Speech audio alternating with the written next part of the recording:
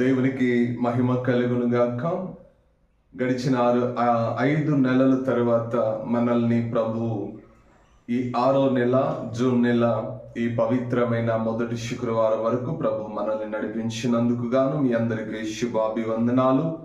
ఈ రోజున ప్రియమైన సహోదరి సహోదరులారా, దేవుడు ఈ పవిత్రమైన శుక్రవారము మనతో ఒక చక్కని వాగ్దానం చేస్తున్నాడు. ఏమిటి ఆ వాగ్దానము? ఈరోజు ప్రభు మనలను ప్రేమిస్తూ ఓ చక్కని మాట మనకు సెలవిస్తున్నాడు. పరిశుద్ధ గ్రంథము, పరిశుద్ధమైన సువిశేష పట్టణంలో నుంచి యెహెజ్కేలు ప్రవక్త గ్రంథము 12వ అధ్యాయము 28వ వచనము మనము ధ్యానం చేద్దాం. కాబట్టి నీవు వారితో ఇట్లనము, ఇక ఆలస్యము లేక నేను చెప్పిన మాటలనియు జరుగును, నేను చెప్పిన మాట తప్పకుండా జరుగును, ఇదే యెహోవా వాక్కు. ప్రభు మనలను దీవించునుగాక. Praise lord. దేవునికి మహిమ కలుగునుగాక. ప్రియమైన సహోదరి సహోదరులారా, ఈ మాట ఎందుకు మనకు బయలుపరుస్తున్నాడు దేవుడు? ఈ వాక్యములున్న అర్థం ఏంటి? ఈ సువిశేష భాగములో నుంచి దేవుడు ఒక గొప్ప సంగతులను మనకు ఎలా తెలియపరుస్తున్నాడు? ఈ మాటలో ఉన్న మహిమ ఏంటి అనేది, ఆ సత్యాన్ని గురించి మనము ఈ రోజు ఒక 2 నిమిషాలు మనం ధ్యానం చేద్దాం. దేవుని చిత్తము, దేవుని ప్రణాళికలో ఒక మనుషుడు మార్గములు వెళ్తున్నప్పుడు ఆ మనుషుడికి ఏమిస్తాడంటే దేవుడు ఒక దర్శనం ఇస్తాడు. ఏమిటా దర్శనము? ఎలా ఉండబోతుంది? ఏం జరగబోతుంది అంటే, ఆయన లక్ష్యాన్ని ఏదైతే ఉందో ఆ లక్ష్యాన్ని దేవుడు ఆశీర్వాదకరంగా మార్చటానికి దేవుడు ప్రతి మానవుడుకు దర్శనం ఇస్తుంటాడు. ఆ దర్శనం ఏంటి అంటే, ఇక్కడ ఈ మాటలో అర్థం ఏంటి? ఏమంటున్నాడు? కాబట్టి నీవు వారితో ఇట్లనము, ప్రవక్తతో చెప్తున్నాడు. ప్రవక్త, ఇదిగో నీవు వారితో ఇలాగ చెప్పుము. ఏమని?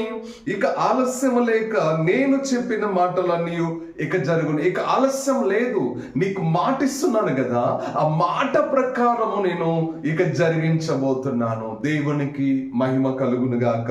ఇక్కడ మనం చూసుకుంటే 12వ అధ్యాయము, యెహెజ్కేలు ప్రవక్త గ్రంథము 12వ అధ్యాయములో ఒకసారి మనము కొంచెం పై భాగానికి వస్తే 21వ వాక్యములో మనం చూసుకున్నట్లయితే, మరియు యెహోవా వాక్కు నాకు ప్రత్యక్షమై ఇలాగు సెలవిచ్చును, నరపుత్రుడా, దినములు జరిగిపోవచ్చున్నవి, ప్రతి దర్శనము నిరార్థకమగుచున్నది అని ఇశ్రాయేలు దేశములో మీరు చెప్పుకున్న సామెత ఏమిటి? అసలు ఎలాగనుకుంటున్నారు మీలేగా? ఎందుకు ఇలా అనుకుంటున్నారు? ఇజ్రాయేలు ప్రజలు ఎలాంటి ఆలోచన ఎందుకు చేస్తున్నారు? నేను ఇచ్చిన మాటను ఎందుకు నిరార్థకము చేస్తున్నారు? నేను ఇచ్చిన మాట చాలా పవిత్రమైనది, ఎంతో ఆశీర్వాదకరమైనది కదా. నేను ఆ మనుషులకు ఇచ్చినటువంటి గొప్ప ధన్యతను వారు ఎందుకు అలాగ చేస్తున్నారు అన్నప్పుడు కింద వచనములు అంటాడు, 23వ వచనములు అంటాడు, కావున నీవు వారికి ఈ మాట తెలియజేమో, ప్రభువుకు యెహోవా సెలవిచ్చినది ఏమనగా, ఇక మీదట ఇశ్రాయేలులో ఎవరు ఈ సామెత పలకకుండా నేను దానిని నిరార్థకము చేసేదను గనుక నీవు వారితో ఇట్లనము, దినములు వచ్చుచున్నవి, ప్రతి దర్శనము నెరవేరును. దేవునికి మహిమ కలుగునుగాక. ప్రియమైన సహోదరి సహోదరుడా, ఇజ్రాయేలు ప్రజలతో వాగ్దానం చేసిన దేవుడు ఈరోజు నీకు వాగ్దానం చేస్తున్నాడు. ఏమిటి ఆ వాగ్దానం అంటే, నీకిచ్చిన దర్శనము నెరవేరు కాలము దగ్గరలో ఉన్నది.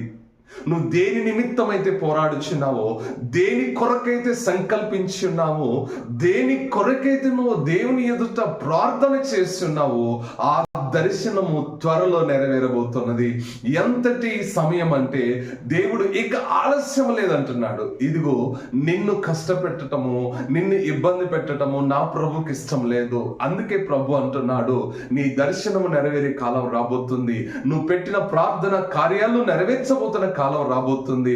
నీ జీవితంలో ఏది అనుకున్నావో అది దేవుడు నెరవేర్చబోతున్న కాలం రాబోతుంది. కనుక ఇక నువ్వు సిద్ధపడి ప్రార్థన చేయి. ఇజ్రాయేలు ప్రజలు అలాగన్నట్టు నువ్వు అలా అనుకు. దేవుని మాటను ఇక నిరార్థకమైపోతుందేమో, దేవుని చిత్తము ఇక జరగదేమో అన్న ఆలోచనలను వెళ్ళిపో. మాకు దేవుడు నీ జీవితాన్ని గొప్పగా మార్చబోతున్నాడు.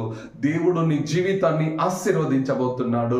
దేవుడు నీ పట్ల ఒక మంచి ప్రణాళిక కలిగి ఉన్నాడు కనుక దైవ కార్యము ఇక నీ జీవితంలో నెరవేరబోతుంది. ఇక నీ కుటుంబంలో నెరవేరబోతుంది. నీ సమస్యలు తొలగబోతున్న కాలం రాబోతుంది. నువ్వు పెట్టిన ఆ విజ్ఞాపన ప్రార్థన ఏదైతుందో అది నెరవేరు కాలం రాబోతుంది. ఇక నీ కష్టకాలము తొలగించబోతున్న కాలం రాబోతుంది.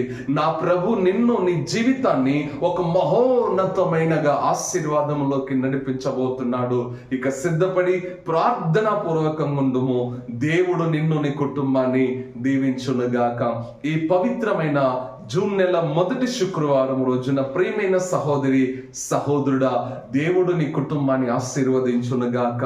ప్రార్థన చేద్దాం. పరిశుద్ధుడా, ప్రేమ కలిగిన మా తండ్రి, ఇజ్రాయేలు దేశ ప్రజలలో నువ్వు ఎలాంటి కృపనిచ్చావో ఆ కృప అందరి జీవితాలు నెరవేర్చబోతున్న కాలము ఆసన్నమైందని తెలియపరిచిన దేవా, ఈ మాటలు వింటున్న సహోదరి కుటుంబాన్ని, సహోదరుడి కుటుంబాన్ని కూడా దీవించి ఆశీర్వదించమని యేసు నామములో ప్రార్థిస్తున్నాము తండ్రి, ఆమేన్.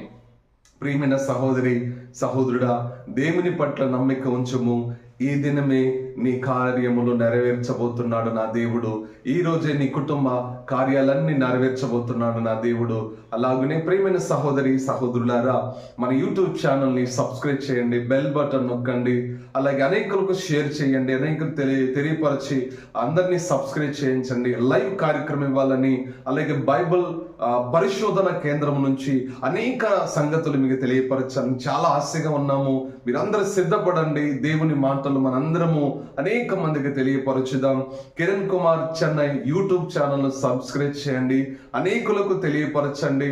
అనేకులకు మనము సువార్తను ప్రకటించడానికి బైబిల్ పరిశోధన కార్యక్రమాన్ని మనము అనేకులకు తెలియపరచుటకు ఈ కార్యక్రమాన్ని ఆశీర్వదించాలని ప్రభు పేరిట మనం చేస్తూ, దేవుడు మిమ్మల్ని అందరినీ ఈ నెలంతా, ఈ వారమంతా కూడా దేవుడు మిమ్మల్ని కాచి కాపాడును గాక. ఆమేన్. దేవుడు మిమ్మల్ని అందరినీ దీవించును గాక. ఆమేన్. God bless you. Praise the lord.